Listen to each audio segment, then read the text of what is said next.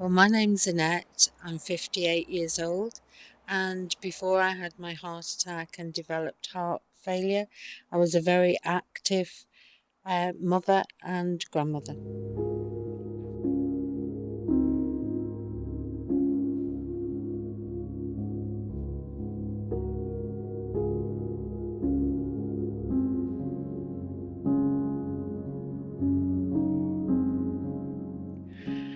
It's been a really, really big impact on my life.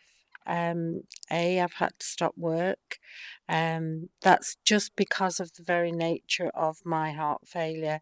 Um, uh, with it affecting the pump sufficiently enough to make it so that you can't plan things. Um, Before you could plan a day and it wouldn't be a problem. Now, if I'm not feeling particularly good on that day, I have to do what my body tells me, which is rest or, kind of I weigh myself daily. And if I put on over 2 kilograms, I converse with the heart failure nurse because sometimes I might need extra diuretics to get rid of the fluid that I've accumulated. Um, that's you can tell yourself because you do get this shortness of breath that you wouldn't normally get. You do get a little bit more tired than you'd normally get, and like I say, your feet swell. It can be very difficult. I mean, there are days when, you just think, oh my God, I can't believe, like, I'm so breathless. And, sometimes it can frighten you, if you need to be hospitalized with it. But if you work with what I've found, if you work with the amazing kind of heart failure specialist nurses, they can keep you on a good track, which stops you being hospitalized. And I think that's a very important message for people.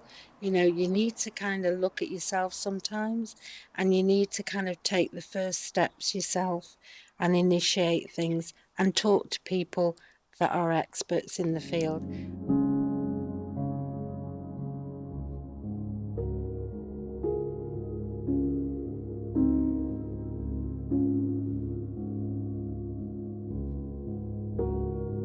Sometimes people are normally really understanding around the whole issue of heart failure, but not everybody understands it.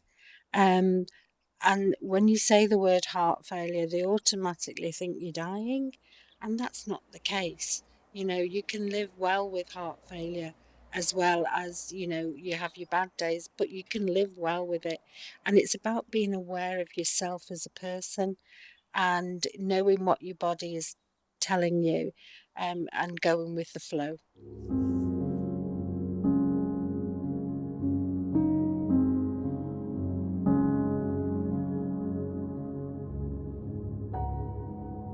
COVID has had a really big impact on me as a person living with heart failure.